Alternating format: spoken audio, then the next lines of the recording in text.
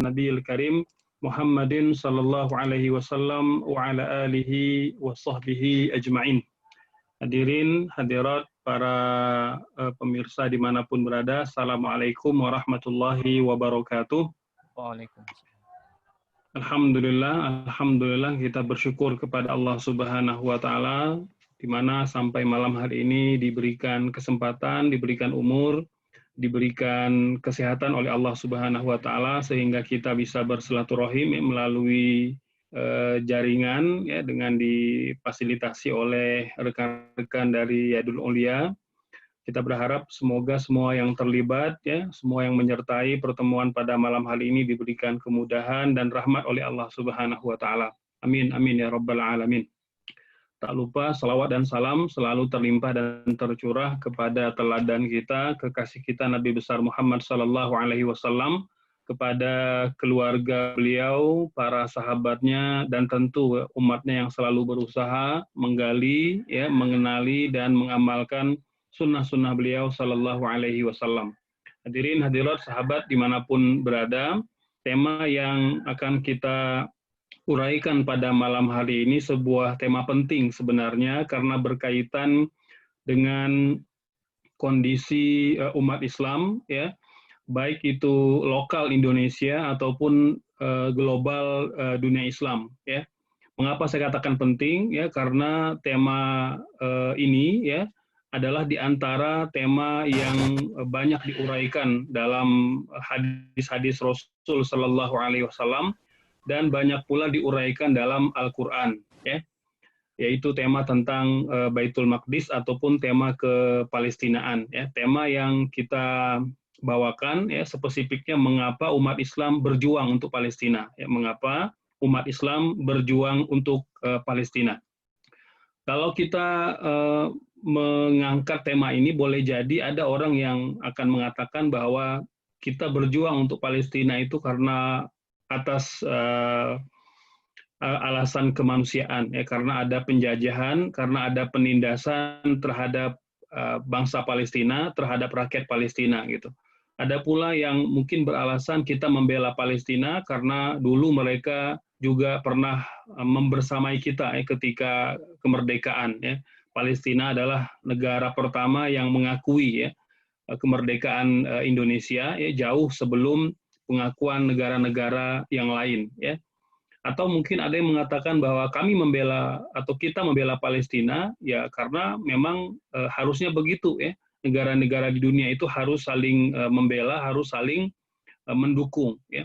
Nah, hadirin hadirat yang dirahmati Allah Subhanahu wa Ta'ala, dari sekian banyak alasan-alasan itu maka ada alasan yang tentu ya, yang menjadi titik temu antara umat Islam di seluruh dunia dengan bangsa Palestina, gitu ya. Nah, apa alasan-alasan itu atau apa motif umat Islam itu harus berjuang dan wajib membela Palestina? Ya. Baik, sebelum kita uraikan lebih jauh, ya, saya ingin mengutip salah satu doktrin ya yang ditanamkan oleh orang-orang Yahudi kepada para remaja, para pemuda, para pemudi mereka. Ya. Jadi di dalam Yahudi itu ada doktrin yang ditanamkan kepada para pemuda mereka, sebuah keyakinan anna tarbiyah as-suhyuniyah ta'tamidu ila ijadin shakhsiyatin zatin tabi'in tauratiyin talmudiyin ibri, ya. Bahwa dalam doktrin Yahudi ya, bahwa pembinaan menjadi profil seorang Yahudi ya itu adalah menjadi keniscayaan ya. Bahkan kata mereka lan yakun lil harakah sahyuniyah mustaqbal biduni tarbiyatin wa thaqafatin ibriyah likulli yahudi. Bahkan peradaban Zionisme yang ingin mereka bangun itu tidak akan memiliki masa depan ya jika para pemudanya itu tidak punya dasar pemahaman agama yang kuat ya, menjadi pribadi-pribadi Taurat ya. Jadi menjadi pribadi-pribadi Taurati. Ya, kalau kita menyebut pribadi-pribadi Qur'ani. Ya. Jadi mereka juga punya istilah menjadi pribadi-pribadi Taurati. Ya. Artinya hadirin, ya, sahabat dimanapun berada, bahwa orang-orang Yahudi, ya, mereka tahu betul ya, bahwa ternyata agama itu menjadi motor dan menjadi kekuatan yang sangat kuat, ya, yang akan menjadi tenaga yang akan menjadi napas ya bagi peradaban gitu ya. Nah, jika orang-orang Yahudi saja yang mengusung kebatilan, yang mengusung kebohongan ya, karena Taurat itu penuh dengan kebohongan ya, setelah melalui tangan-tangan para pendeta mereka, maka kita yang mengusung kebenaran, kita yang mengusung al-haq yang datang dari Allah Subhanahu wa taala harus ya itu mempunyai power dan kekuatan yang lebih dibandingkan mereka. Jika orang-orang mengusung kebatilan dengan penuh semangat, maka yang mengusung kebenaran itu harus berlipat-lipat tenaganya gitu. Nah, bagaimana kemudian kita memunculkan tenaga ya yang berlipat-lipat untuk membela agama? Nah, ini yang penting ya. Hadirin, sahabat dimanapun berada, dasar perjuangan umat. Mengapa kemudian umat Islam itu dilahirkan di akhir zaman ya, kemudian nabi mereka juga nabi yang menutup risalah para nabi dan para rasul ya. Ini tentu mengandung hikmah yang sangat besar gitu ya. Seperti mana yang Allah katakan dalam Al-Qur'an surah Ali Imran ayat 110, A'udzubillahi minasyaitonirrajim. Kuntum khaira ummatin ukhrijat lin-nasi ta'muruna bil ma'ruf wa tanhauna 'anil munkar wa tu'minuna billah. Kalian, kata Allah, adalah sebaik-baik umat, khaira ummatin, yang dikeluarkan kepada manusia, kepada umat manusia, yang mengajak kepada ma'ruf dan mencegah dari yang mungkar, dan beriman kepada Allah Subhanahu wa ta'ala. Ya. Hadirin, sahabat yang dirahmati Allah Subhanahu wa ta'ala, Umar bin Khattab radhiyallahu an ketika menafsirkan ayat ini, beliau mengatakan hadhil ayah takunu li awwalina wa la takunu li akhirina. Bahwa ketika Allah mengatakan kalian adalah sebaik-baik generasi yang dilahirkan kepada umat manusia, ini khitabnya atau tujuan ayat ini itu ditujukan kepada generasi para sahabat. Generasi para sahabat, karena mereka generasi yang terbaik. Ini sejalan dengan apa yang Nabi katakan, khairul quruni qarni, tsummal ladzina yalunahum, tsummal ladzina yalunahum. Sebaik-baik generasi itu generasi para sahabat, ya. Nah, kata beliau, hadhil ayatu takunu li awwalina wa la takunu li akhirina. Termasuk gelar khairu ummah itu, ya, itu tidak konstan berlaku di sepanjang zaman, kata beliau, ya. Jadi khairu ummah itu gelar khusus yang Allah berikan kepada generasi para sahabat karena kontribusi, karena amal, karena perjuangan yang mereka lakukan untuk mendakwahkan agama ini gitu. Jadi Allah beri mereka gelar khairu ummah gitu. Namun ya kata beliau, wa in turidu an takunu min tilkumul ayah fa'addu syartallaha fiha. Namun apabila ada generasi nanti ya, jadi setelah generasi para sahabat, apakah itu tabi'in ataupun tabi'ut tabi'in ataupun atba'ut tabi'ut tabi'in, ketika mereka ingin masuk ya, ingin menjadi bagian dari khairu ummah, maka mereka harus memenuhi prasyarat ya, yang itu sudah menjadi karakter pada generasi pertama umat ini, yaitu generasi para sahabat. Apa karakter yang perlu kita miliki? Karakter al-amru bil ma'ruf wa nahyu anil munkar, yaitu senantiasa mengajak kepada ma'ruf dan mencegah dari yang mungkar gitu. Ya. Selama dua syarat ini belum dipenuhi oleh kita, maka kita belum layak mendapatkan gelar khairu ummah gitu. Maka hadirin, sahabat dimanapun berada, ketika kita berbicara dalam konteks dunia global, maka umat Islam itu memang dia telah disiapkan oleh Allah Subhanahu wa taala untuk menjadi aset umat manusia ya. Karena dia merupakan pemberian dari Allah Subhanahu wa taala, anugerah dari Allah Subhanahu wa taala, nikmat dari Allah Subhanahu wa taala, yang dengan nikmat itu ya diharapkan manusia terselamat dari siksa Allah Subhanahu wa taala. Semuanya bertauhid, semuanya beriman kepada Allah Subhanahu wa taala. Jadi umat Islam itu memiliki misi, ya, memiliki tugas ya untuk memakmurkan dunia ini, memakmurkan bumi ini dengan ketaatan kepada Allah Subhanahu wa taala ya. Dan ketika kita diturunkan tentu ada ujian ya. Jadi tidak selalu lurus ya, tidak selalu lempeng dakwah ini gitu. Ya, jadi ada kalanya naik, ada kalanya turun, ya, ada kalanya datar, ada kalanya bergelombang, gitu. Ya. Dan begitulah cara Allah Subhanahu Wa Taala untuk meng-scale up, ya, kemampuan dan kemuliaan kita gitu ya, bahwa ternyata ujian itulah cara Allah menempa dan menjadikan kita umat yang terbaik gitu ya. Allah mengatakan dalam surah At-Taubah ayat 25, laqad nasarakumullahu fi mawatin katsiratin wa yauma hunainin id a'jabatkum kathratukum falan tughni ankum syai'a wa daqat 'alaikumul ardu bima rahubat tsumma wallaitum mudbirin. Jadi ketika kita diberikan tugas, ya, diberikan amanah oleh Allah Subhanahu wa Ta'ala menjadi khalifah di muka bumi ini, memakmurkan bumi ini dengan ketaatan dan keimanan kepada Allah Subhanahu wa Ta'ala, maka insya Allah akan Allah bersamai perjuangan-perjuangan kita, gitu. Ya. Dan Allah membersamai kita itu boleh jadi dengan memberikan kita kemenangan dan boleh jadi memberikan kita ujian, ya, karena ternyata kebaikan dan keburukan ya itu merupakan ujian dari Allah Subhanahu wa Ta'ala. Seperti mana yang Allah katakan wa nabluukum bisyarri wal khairi fitnah, dan kami akan uji manusia itu baik dengan keburukan atau dengan kebaikan gitu. Maka kemenangan, kekalahan ya, yang dialami oleh umat Islam itu menjadi anugerah sekaligus menjadi ujian dari Allah Subhanahu wa Ta'ala gitu ya. Dan itulah cara Allah menempa kita agar kita menjadi umat yang terbaik, agar Allah bisa mengeluarkan dari barisan kaum muslimin itu orang-orang munafik, ya, orang-orang yang tidak tulus beriman kepada Allah Subhanahu wa Ta'ala. Ya, seperti mana kata Rasul, ketika Allah perintahkan kaum muslimin itu untuk berjihad, ya, maka itu ternyata di antara cara Allah untuk mengeluarkan dari barisan kaum muslimin orang-orang munafik. Ya. Kata ya'lamallahu al-mujahidina minkum. Ya, gitu. Jadi sampai Allah itu bisa membedakan mana orang-orang yang betul berjuang untuk agama Allah, mana yang berjuang untuk dunia. Gitu. Ya. Maka sejak masa Rasul, dari peristiwa ketika Islam berkembang di Mekah, ya, kemudian diminta hijrah ke Habasyah, hijrah ke Madinah, ya, membangun peradaban baru di Madinah, ya, berhadapan dengan orang-orang Yahudi, berhadapan pula dengan rongrongan orang-orang kafir Quraisy yang tidak pernah tenang ya, melihat perkembangan Islam yang luar biasa. Bahkan pada masa kekhalifahan Abu Bakar, Umar, Utsman dan Ali, ujian itu datang silih berganti gitu. Ya.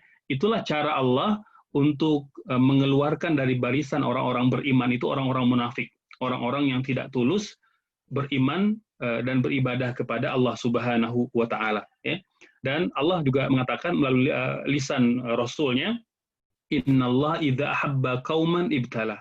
Allah itu kalau mencintai suatu kaum, mencintai seseorang, mencintai suatu bangsa, maka mereka akan kerap diuji oleh Allah Subhanahu wa Ta'ala. Ya. Nah, ini ada isyarat ujian yang Allah sebut dalam surah Al-Ankabut ya, bahwa ternyata ketika kita mengatakan beriman ya, kita belum layak sebenarnya mengatakan kalimat itu sampai Allah menguji kita. Allah berfirman, Alif Lam Mim, hasiban nasu ayyutraku ayyaqulu amanna wa hum la yuftanun. Apakah kalian mengira akan dibiarkan berkata kami telah beriman sementara kalian belum diuji gitu. Artinya hadirin sahabat dimanapun berada, bahwa kalimat iman itu ya konsekuensinya adalah ujian dari Allah Subhanahu wa Ta'ala. Ya, kita tidak pantas mengatakan beriman kepada Allah Subhanahu wa Ta'ala sampai kita diuji oleh Allah Subhanahu wa Ta'ala.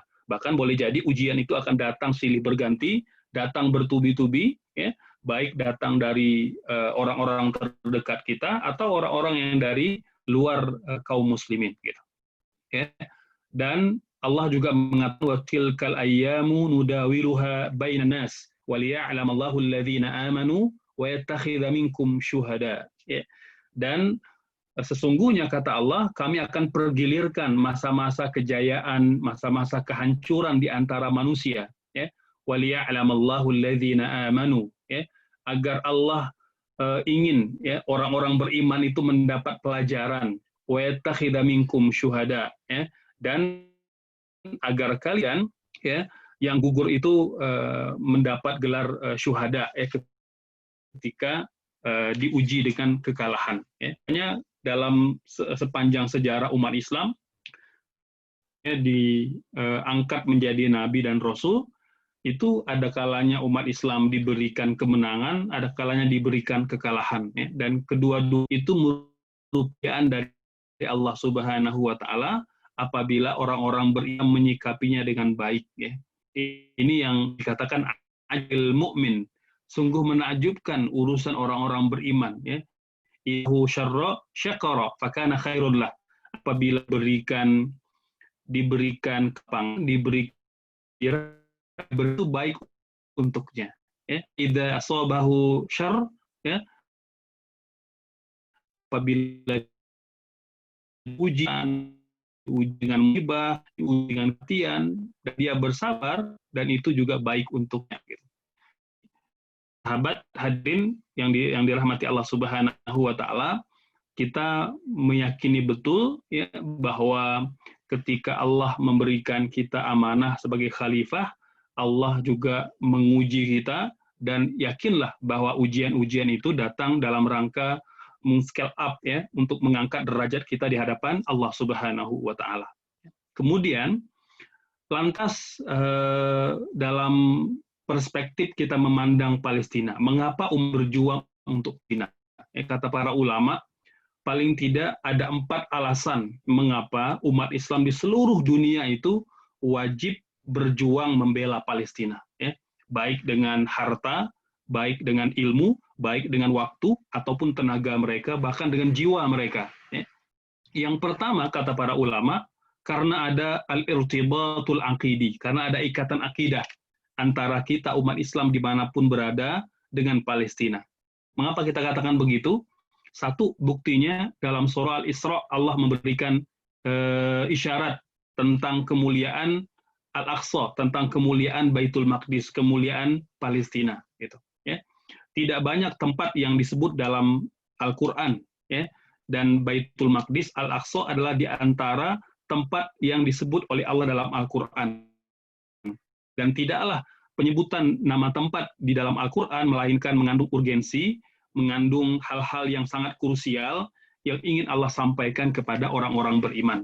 Allah berfirman dalam surah Al-Isra, A'udzubillahi minasyaitonirrajim, Bismillahirrahmanirrahim, Subhanalladzi asra bi'abdihi laylan minal masjidil harami ilal masjidil aqsa, alladzi barakna haulahu linuriyahu min ayatina, innahu huwas samiul basir.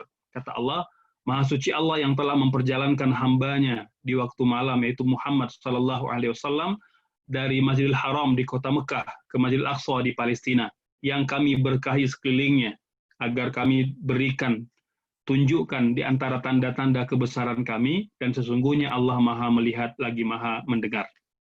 Hadirin, sahabat dimanapun berada, ya, ayat ini secara jelas, secara gamblang menyebutkan Al-Aqsa, ya, menyebutkan bagian dari kota Palestina itu.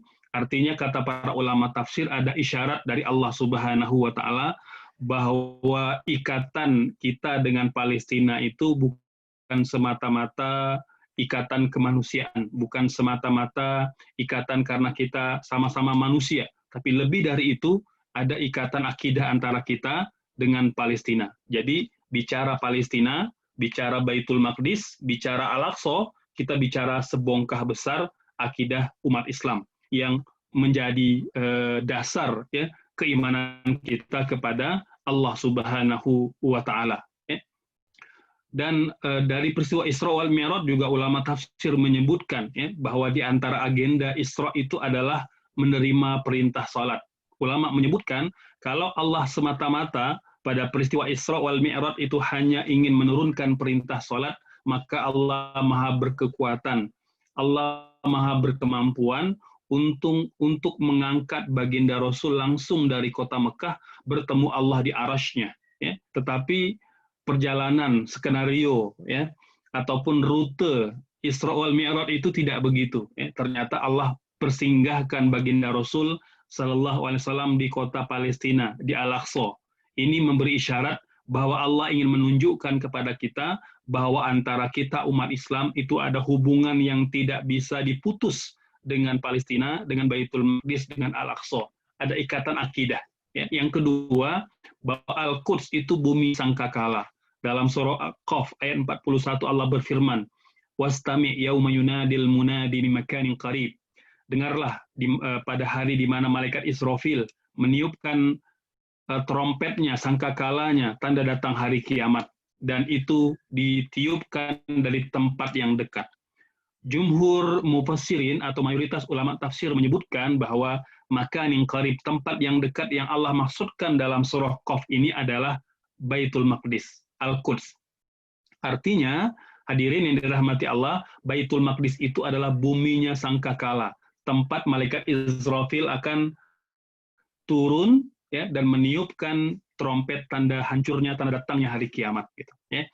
Yang ketiga, Al-Quds adalah bumi mahsyar. Ini seperti mana disebut dalam hadis Imam Ahmad ya, dari Maula Rasul yang bernama Maimunah, seorang pembantu di rumah Rasul, yang beliau bertanya kepada Nabi Muhammad SAW tentang Baitul Maqdis, karena Rasul sering ya membicarakan Baitul Maqdis, sering membicarakan Palestina itu dengan para sahabat beliau, sehingga Maimunah pembantu itu bertanya, wahai Rasul, aftina fi Baitul Maqdis, tolong terangkan kepada kami apa itu Baitul Maqdis. Maka Nabi menjelaskan, Baitul Maqdis ardul mansyar wal mahsyar. Baitul Maqdis itu adalah tempat manusia yang mati sejak zaman Nabi Adam sampai hari kiamat akan dibangkitkan dari kubur-kubur mereka dan akan dihadapkan di hadapan Allah Subhanahu wa Ta'ala. Jadi Palestina itu, hadirin, sahabat dimanapun berada, adalah padang mahsyarnya manusia. Yang hidup sejak zaman Nabi Adam sampai hari kiamat akan dikumpulkan di padang mahsyar, dan padang mahsyarnya itu adalah di Baitul Maqdis. Allahu Akbar. Ya. Nah, dari sini kita tentu semakin yakin bahwa inilah di antara sebab mengapa ada ikatan akidah antara kita umat Islam di seluruh dunia dengan bangsa Palestina. Ya. Yang kedua, ada al-irtibat at-ta'abbudi. Ini alasan kedua mengapa umat Islam perlu berjuang untuk Palestina, karena ada ikatan ibadah antara kita umat Islam dengan bangsa Palestina. Yang pertama, Baitul Maqdis kiblat pertama umat Islam. Ya, bahwa ketika turun perintah salat, hadirin yang dirahmati Allah, kiblat kita adalah Baitul Maqdis, adalah Al-Aqsa. Ya, kata ulama tarikh ya, di antaranya Syekh Al-Mubarakpuri, bahwa umat Islam pada masa Rasul itu salat menghadap ke Baitul Maqdis tidak kurang dari 1 tahun 4 bulan, 16 bulan lamanya, ya, sampai akhirnya kemudian ya Allah tukarkan kiblat itu menjadi kiblat yang kita salat pada hari ini, yaitu Ka'bah Al-Musyarrafah yang ada di kota Mekah. Ya. Jadi Baitul Maqdis itu kiblat pertama umat Islam. Yang kedua, bahwa ketika seseorang sholat di Baitul Maqdis, maka pahalanya berlipat karena kemuliaan, karena kesucian tanah yang mulia ini. Ya. Seperti dalam hadis Maimunah, kata Rasul, di antara kewajiban kita kalau bisa datang ke Baitul Maqdis dan sholat di buminya, kata Rasul, fa inna salata fiha bi alfi shalah. Karena sholat di Baitul Maqdis itu pahalanya dilipat gandakan menjadi 1000 kali lipat. Ya. Dalam hadis yang lain disebut 500 kali lipat, bahkan yang menyebut 250 kali lipat. Ala kulli hal, bahwa sholat di Al-Aqsa, sholat di Palestina, itu seperti mana sholat di dua tanah suci, itu membuat pahala kita dilipat gandakan oleh Allah Subhanahu wa Ta'ala. Ini ikatan akidah, ada ya ikatan ibadah. Yang ketiga, Baitul Maqdis juga destinasi sunnah yang sangat ditekankan dalam agama kita. Kata Rasul, la tashuddur rihal illa ila thalasatil masajid. Jangan kalian menyengaja, jangan bersusah payah untuk melakukan perjalanan traveling kecuali ke 3 tempat. Ya, jadi Nabi mengatakan 3 tempat itu adalah, satu adalah kota Mekah karena ada Masjidil Haram, yang kedua Madinah karena ada Masjid Nabawi, dan yang ketiga Palestina karena ada Masjid Al-Aqsa.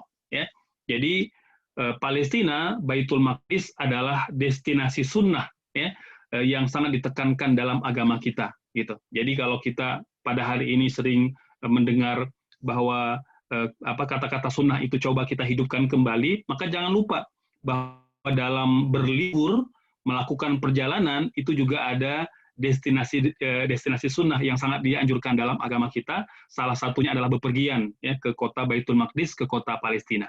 Yang keempat, Nabi juga mengatakan bahwa Palestina ataupun Baitul Maqdis itu menjadi salah satu miqat, ya, tempat para hujaj, itu untuk melakukan ihram sebelum mereka menunaikan ibadah haji ke kota Mekah. Bahkan dalam banyak riwayat menyebutkan, kata Rasul, barang siapa yang melakukan ibadah haji, ya, dengan bermikot dari kota Palestina, maka diampuni semua dosa-dosanya seperti mana bayi yang baru dilahirkan. Allahu Akbar. Ya. Jadi ini ada ikatan ibadah antara kita, umat Islam dimanapun berada, dengan bangsa Palestina, dengan kota Baitul Maqdis. Yang ketiga, ada al-irtibatul hadari wa thaqafi. Ada ikatan peradaban dan budaya antara umat Islam seluruh dunia dengan bangsa Palestina.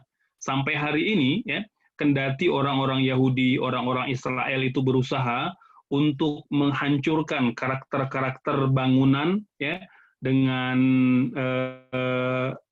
arsitektural yang khas Islam, ya, yang diwarisi sejak dulu, ya, itu coba dirubah, tapi mereka tak mampu melakukannya karena terlalu banyak, terlalu kental, ya, terlalu kental karakter-karakter keislamannya, baik pada seni bangunan, masjid dan kubah-kubahnya, belum lagi bangunan-bangunan wakaf yang sudah ada sejak masa Umar bin Khattab, ya, nanti pada masa Bani Umayyah, pada masa Bani Abbasiyah, pada masa Salahuddin, pada masa Mamalik, ya, kemudian juga pada masa Turki Utsmani, ya. Nah, ini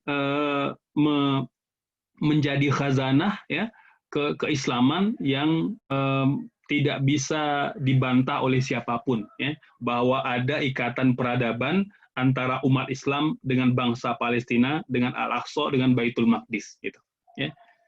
Yang keempat, hadirin, sahabat dimanapun berada, ada irtibat at-tarikhi, ada ikatan sejarah.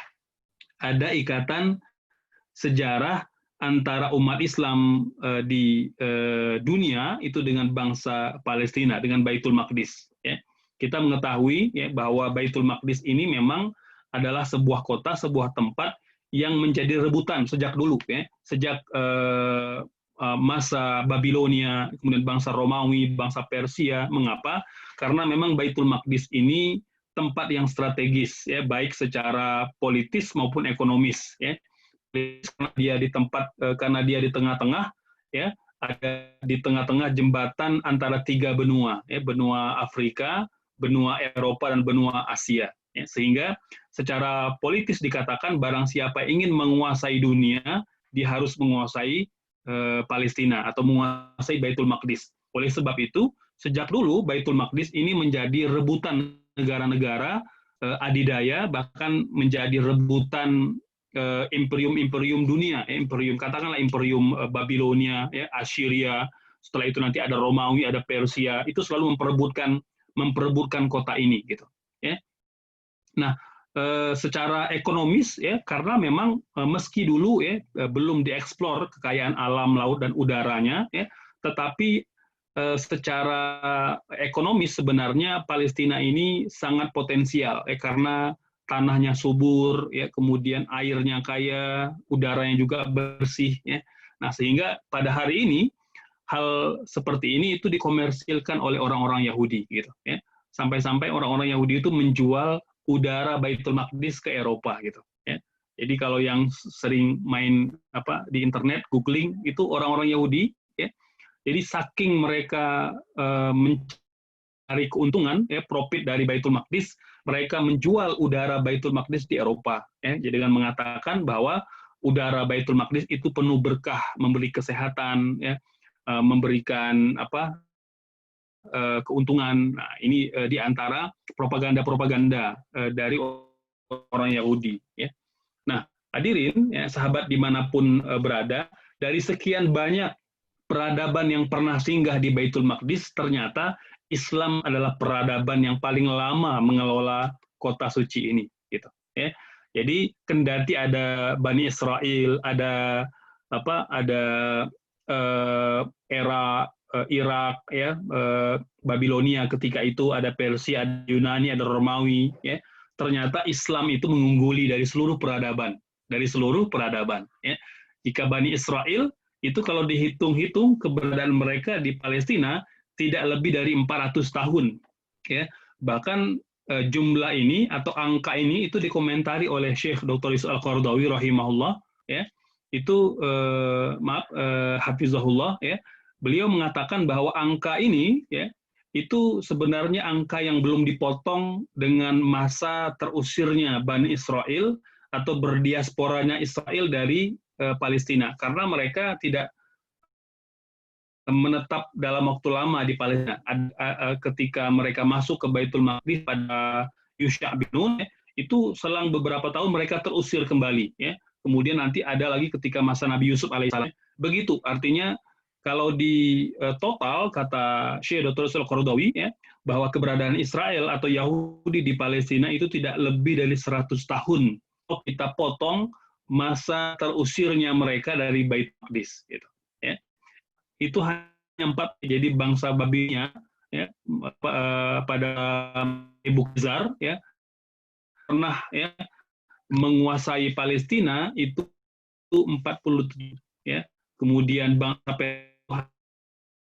dan Roma, ya, ini agak hampir 7 Islam, Allah, ya. Jadi umat Islam pernah memimpin 12 abad,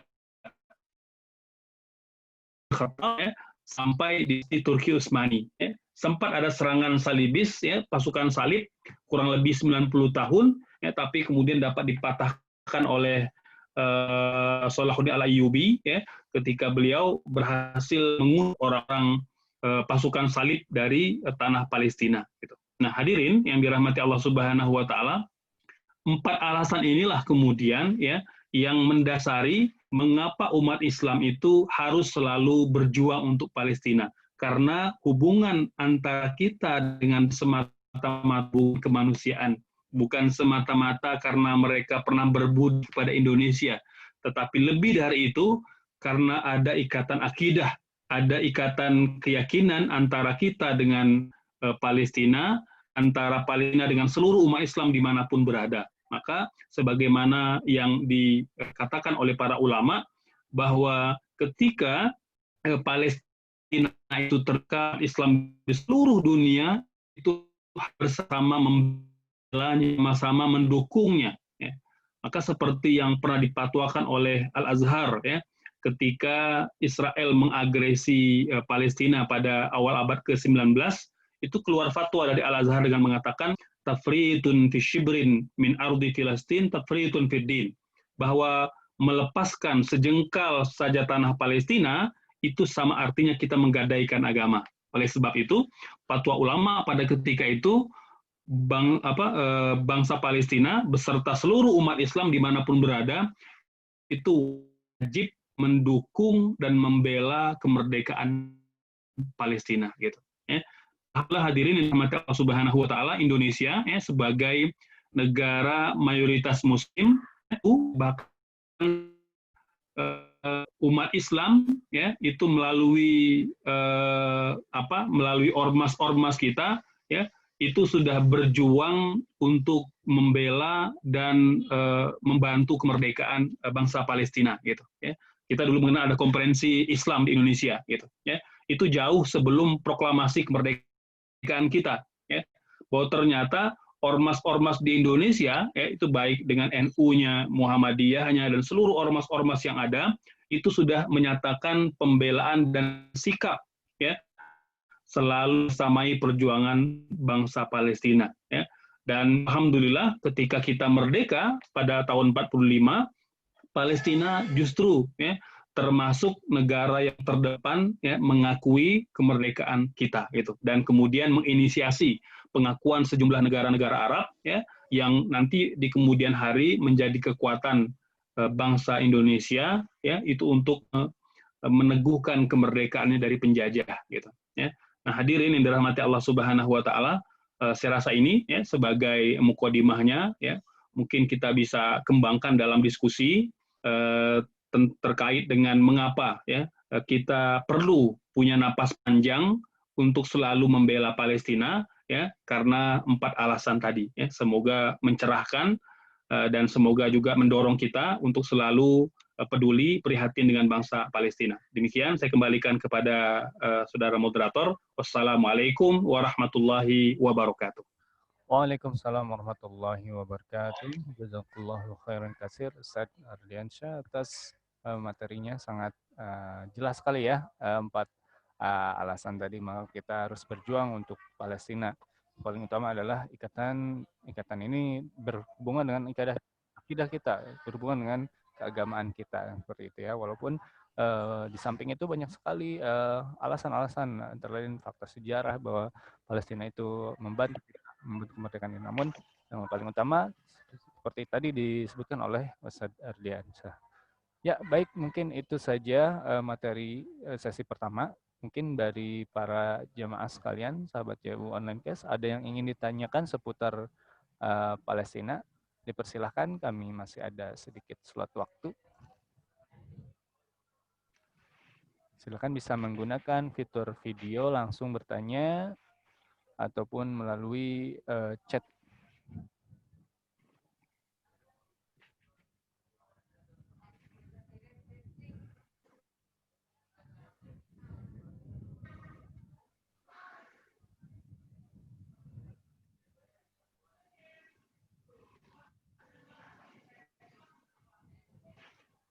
Ya, sambil menunggu, Ustadz mungkin untuk materi selanjutnya kira-kira bertemakan apa ya? Baik ya, jadi setelah ini ya sebenarnya ada beberapa kelanjutan terkait dengan tema kepalestinaan ya. Jadi sebagai apa ya, sebagai framing ataupun sebagai mindset awal ketika kita ingin menguraikan tentang Palestina gitu ya. Jadi kalau tadi kita sudah sebutkan di antara motivasi dasar ya, mengapa kita untuk Palestina, maka di sesi berikutnya ya kita juga akan uraikan ya, yaitu tentang kondisi Palestina terkini gitu ya. Jadi dan tentunya ini juga berkaitan dengan sejarah Palestina ya, terutama sekali kalau ada yang bertanya mengapa Israel tiba-tiba ada di Palestina gitu ya. Padahal mereka adalah sebuah entitas yang sebenarnya berdiaspora di Eropa, tidak punya negara, ya, tidak punya tempat sebenarnya, tapi mengapa tiba-tiba ada di Palestina dan tiba-tiba menjajah, ya, dan tiba-tiba seolah-olah mempunyai kekuatan yang maha dahsyat, ya, sehingga tidak ada satu negara pun yang berani ya, di depannya, termasuk mungkin beberapa isu terkini ya, isu kontemporer, mungkin terkait dengan masalah perjanjian-perjanjian baru, kemudian normalisasi dengan negara-negara Arab, ya, yang boleh jadi ya, mungkin ada kita yang mengatakan Ustadz kalau 4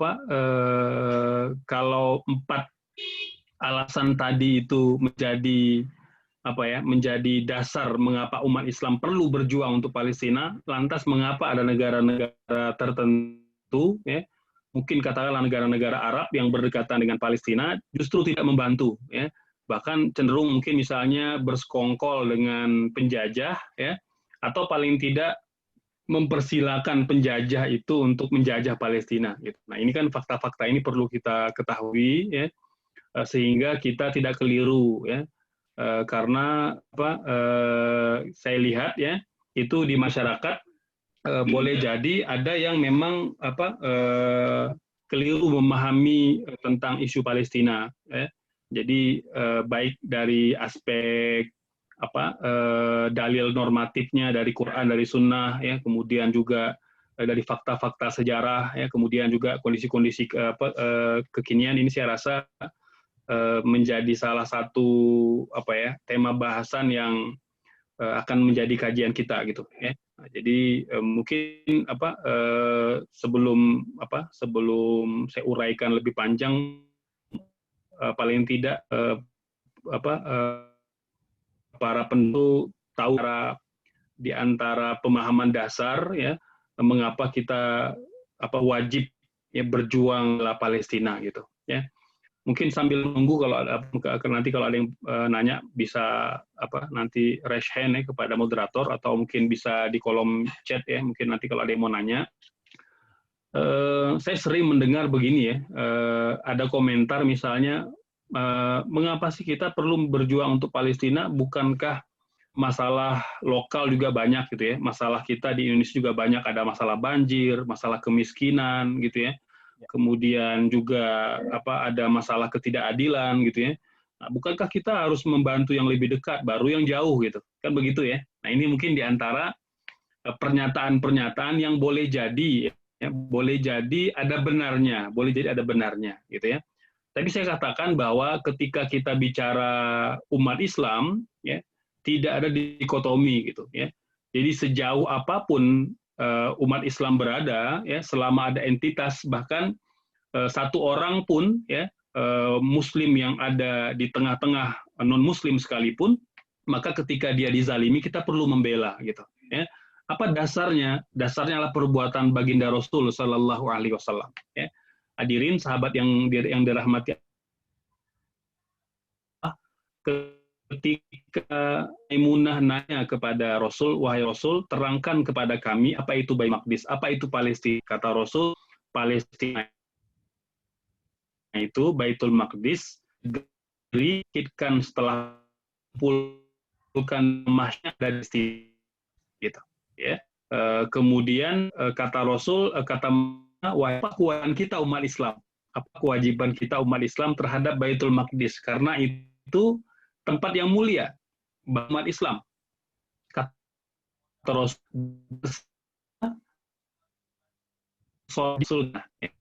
mungkin kalau kita baca hadis ini secara teks, ya ada yang tidak ada yang unik atau tidak ada yang menarik gitu. Artinya biasanya datang ke Baitul Maqdis, sholat di sana gitu. Tapi kalau kita telusuri sejarah ya, fakta-fakta di balik hadis ini, maka kita akan mendapati sejumlah kenyataan yang boleh jadi akan membelalakkan mata kita gitu ya, bahwa ternyata Rasul begitu prihatin, begitu peduli dengan Palestina.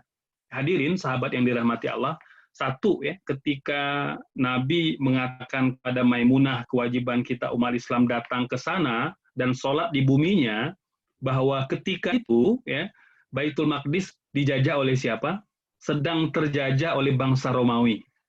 Sedang terjajah oleh bangsa Romawi. Artinya Nabi ngomong begitu dalam konteks padahal Palestina sedang terjajah. Tapi Nabi sudah memobilisasi para sahabat untuk memikirkan tentang Baitul Maqdis. Yang kedua, Nabi baru saja hijrah ke Madinah.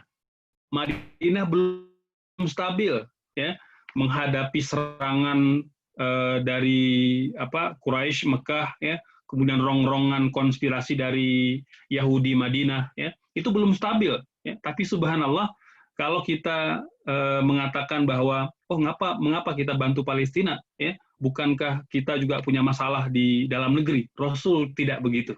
Ya. Rasul punya masalah internal Madinah. Ya. Madinah belum stabil. Ya. Ditambah lagi pada ketika itu Madinah sedang berada di dua imperium besar. Imperium Romawi, Imperium Persia. Itu terhimpit. Ya. Dan Madinah waktu itu belum terkenal namanya gitu. Ya. Karena baru saja hijrah, tapi subhanallah Nabi sudah berbicara tentang konteks ya, bahwa mempertahankan atau kembali Palestina itu tidak hanya karena nilai akidahnya, tapi juga nilai strategisnya. Ya. Dikatakan bahwa ketika umat Islam berhasil merebut kembali Baitul Maqdis, maka kembali spirit juang umat Islam. Gitu. Ya. Di samping memang Palestina, Baitul Maqdis itu menjadi jantung dunia, gitu. Ya, yang menghubungkan tiga benua, benua Afrika, benua Eropa, benua Asia. Gitu. Maka kita lihat, ya, pada masa Umar bin Khattab, ya, beliau itu di antara agenda utamanya bagaimana menaklukkan, membebaskan kota Baitul Maqdis. Dan betul pada masa Umar, ketika Baitul Maqdis berhasil dibebaskan, Islam tersebar di 2/3 dunia. Allahu Akbar. ya. Baratnya sampai ke Andalusia, timurnya sampai ke Cina. Begitu pula pada masa Salahuddin Al-Ayyubi, gitu, ya. Sebelum beliau melakukan penaklukan kota Baitul Maqdis, ya, itu belum ada prestasi-prestasi besar, baik di bidang pendidikan, di bidang politik, di bidang ekonomi, di bidang budaya, belum menonjol. Tapi begitu dibebaskannya Baitul Maqdis, Islam semakin tersebar luas, ya, semakin tersebar ke seantero dunia, gitu, ya. Nah, di sini kita banyak dapat pelajaran, ya, bahwa ternyata Nabi tidak mendikotomi, gitu, ya.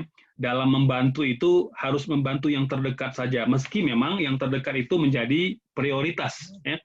Namun ketika kita memprioritaskan bantuan kita untuk lokal Indonesia, itu tidak berarti kita tidak empati, tidak peduli, gitu, ya. Apalagi membiarkan, ya.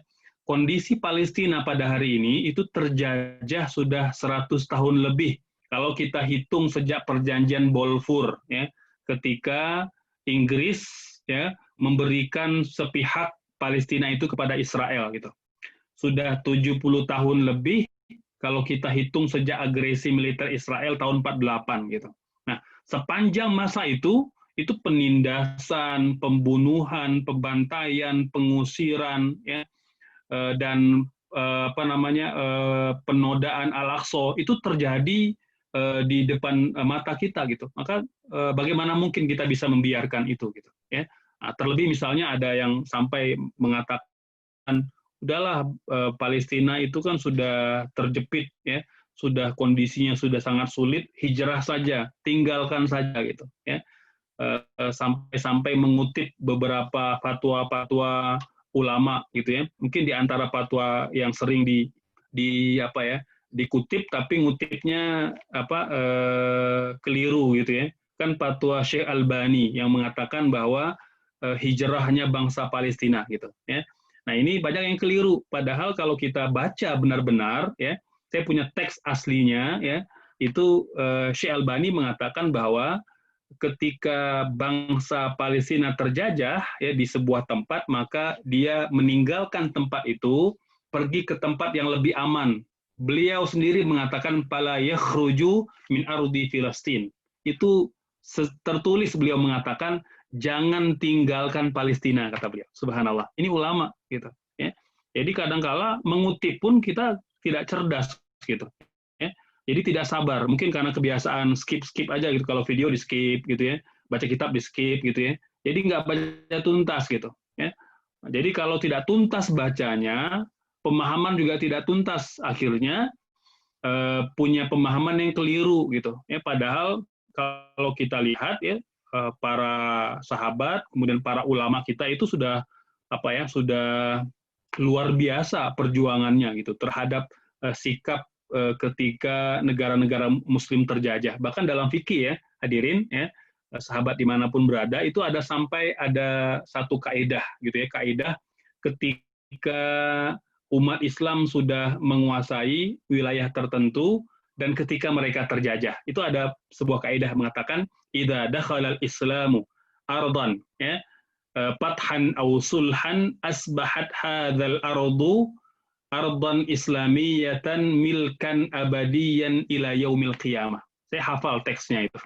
Itu disebutkan, ya, bahwa apabila Islam melakukan pembebasan atau melakukan penaklukan sebuah negeri, ya, fathan aw sulhan, baik dengan senjata atau dengan damai, maka negeri yang mereka tempati itu, yang telah mereka bebaskan itu, menjadi milik umat Islam, milkan abadiyan ila yaumil qiyamah. Miliknya abadi sampai hari kiamat. Itu prinsip fikih. Itu prinsip fikih, gitu, ya. Nah, hadirin yang dirahmati Allah, dari prinsip inilah kemudian para ulama kita mengetahui betul bahwa ketika ada negara Muslim yang terjajah, itu nggak ada istilah hijrah. Yang ada adalah bertahan, ya, melawan sampai tetes darah penghabisan. Ya. Ini yang dulu dipatwakan oleh ketika melawan Jepang, melawan Belanda.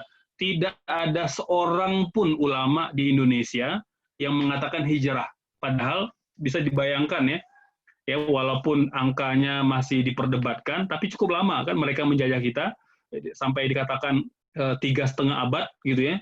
Nah itu waktu yang tidak panjang. Ya. Kalau orang berpikir udahlah kita udah lama terjajah, hijrah saja ke Malaysia, hijrah aja ke Singapura misalnya gitu. Tapi subhanallah, tidak pernah kita baca dalam literasi Nusantara kita seorang ulama pun yang memerintahkan umat Islam atau rakyat Indonesia hijrah keluar Indonesia. Yang ada adalah mempertahankan walaupun dengan bambu runcing, dengan golok, dengan peralatan seadanya. Allahu Akbar. Ya.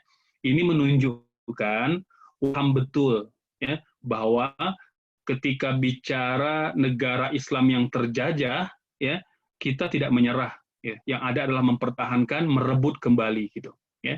Nah, Jawa Barat terutama mungkin di antara provinsi yang juga luar biasa ya, punya banyak rekam jejak sejarah yang cukup membuat hati kita berdecak kagum gitu ya. Bahkan peristiwa Bandung Lautan Api ya, itu juga di antara fakta sejarah gitu ya, bahwa kita tidak pernah membiarkan penjajahan itu ada di muka bumi ini gitu. Kita akan lawan gitu ya. Nah ini hadirin ya sahabat dimanapun berada yang perlu ya kemudian menjadi menjadi spirit, menjadi kekuatan itu terutama kita antuna sekalian ya, kita semua itu generasi muda, bahwa membela tanah air ya itu bagian dari agama gitu ya. Jadi seperti misalnya di antara perkataan yang sering didengar ya di kalangan kita, hubul waton minal iman gitu ya. Mungkin di antara lagu yang sering dipopulerkan oleh salah satu ormas ya. Ini bukan hadis ya. Walaupun makna yang sejenis ya itu pernah yang Nabi ucapkan ya tentang keberpihakan ya atau pembelaan kita terhadap tanah air gitu. Seperti Rasul juga sangat mencintai tanah air beliau gitu. Ya. Jadi beliau mengatakan, wahai Mekah ya, engkau negeri yang paling aku cintai gitu. Kalaulah bukan karena kaummu mengusirku kata Rasul, aku tidak akan pernah meninggalkanmu gitu. Subhanallah. Ya. Jadi Rasul juga mencintai negeri, mencintai bangsa, ya, mencintai tanah air gitu. Maka sebenarnya sebagai seorang Muslim ya kita sudah terbiasa mencintai tanah air gitu. Maka ketika ada yang meragukan ke NKRI-an seorang Muslim, ya itu dia nggak tahu fakta sejarah gitu ya, bahwa seorang Muslim, seorang Muslimah itu tidak diragukan lagi ya, keberpihakannya, ya pembelaannya, patriotismenya terhadap negeri atau bangsanya atau negaranya gitu. Bahkan fakta sejarah itu membuktikan ya bahwa para ulama ya, kemudian kaum muslimin muslimah ya itu dari kota sampai ke desa itu luar biasa ya. Artinya meski kita kondisi sosialnya berbeda ya, kemudian mungkin ormasnya berbeda, pemahaman berbeda, tapi kalau bicara bela negara itu luar biasa gitu ya.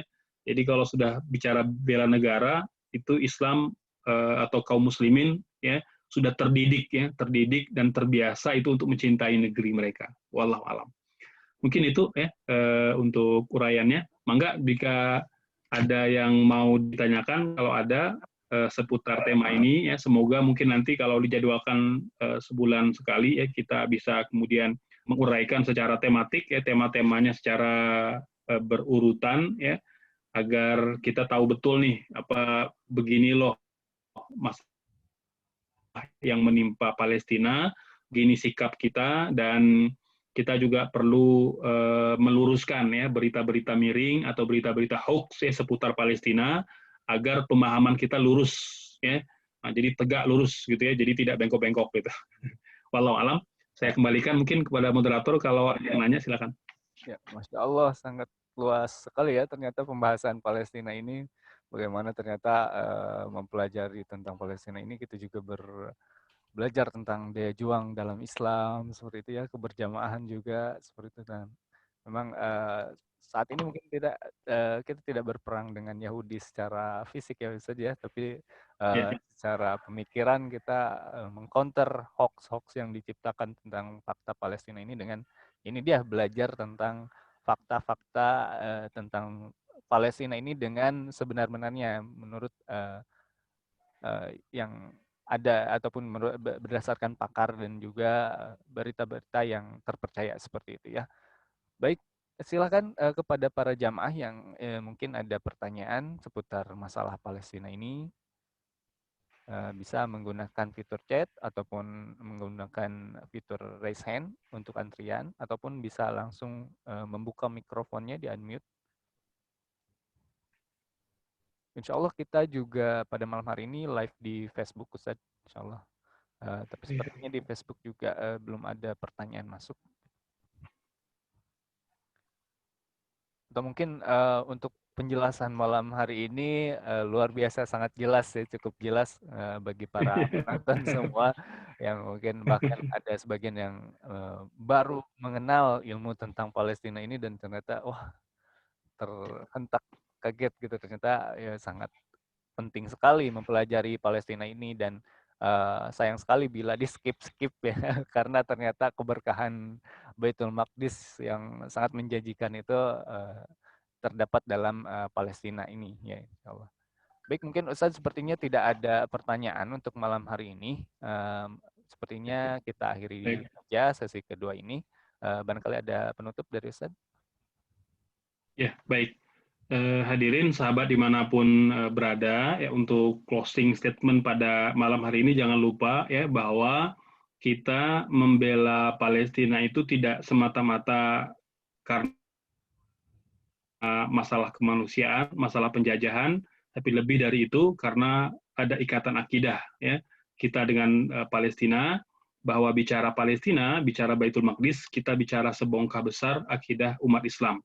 Oleh sebab itu, ya kita tidak boleh kehabisan napas, tidak boleh kehabisan semangat, tidak boleh kehabisan amunisi untuk selalu peduli, prihatin dengan bangsa Palestina, ya.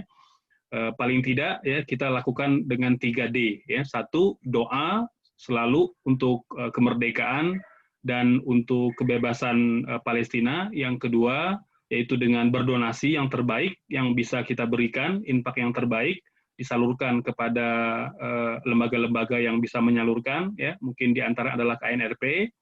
Selanjutnya yang D yang ketiga mendukung ya, artinya kita selalu mendukung perjuangan rakyat Palestina, artinya kita mendukung, tidak mendiamkan atau tidak cuek gitu ya.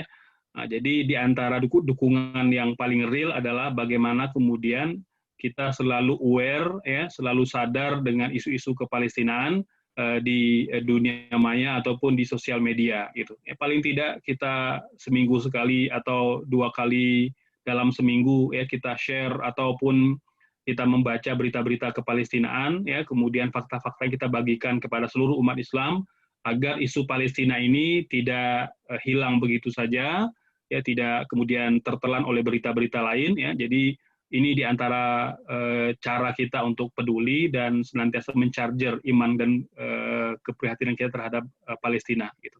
Ya, semoga ada manfaatnya. Bertemu di kajian akan datang. Astagfirullah, saya mohon pamit. Wassalamualaikum warahmatullahi wabarakatuh. Waalaikumsalam warahmatullahi wabarakatuh. Jazakallahu khairan katsir atas ilmunya Ustaz. Semoga Ustaz selalu dalam lindungan, rahmat dan juga keberkahan Allah Subhanahu wa taala. Dan semoga kita bisa bersua kembali di pertemuan selanjutnya. Sekali lagi terima kasih telah dapat mengisi di Daurah Palestina yaitu online kelas ini. Baik para jamaah sahabat YU Kelas, itu dia pertemuan pada kelas online malam hari ini. Terima kasih telah meluangkan waktu. Apabila ada yang ingin bertanya bisa melalui melalui grup WhatsApp. Nanti kami akan kumpulkan terlebih dahulu. Insya Allah di pertemuan selanjutnya akan kami sampaikan seperti itu. Baik, itu saja mungkin dari kami. Sekedar info kembali bahwa YU online kursus ini untuk bulan Oktober insya Allah membuka promo terhadap 30 orang pendaftar pertama yang ingin bergabung di semua kelas hanya dengan berdonasi 100.000 untuk pesantren Yadul Ulia Garut. Baik, mari kita tutup pertemuan pada malam hari ini dengan bacaan hamdalah bersama-sama. Alhamdulillahirabbil alamin. Majlis subhanakallahumma wa bihamdika asyhadu an la ilaha illa anta astaghfiruka wa atubu ilaik. Kami dari Yadul Uli Online Course mohon pamit. Jazakallahu khairan sekali lagi Ustaz. Assalamualaikum warahmatullahi Ya, wabarakatuh. sami-sami. Waalaikumsalam warahmatullahi wabarakatuh.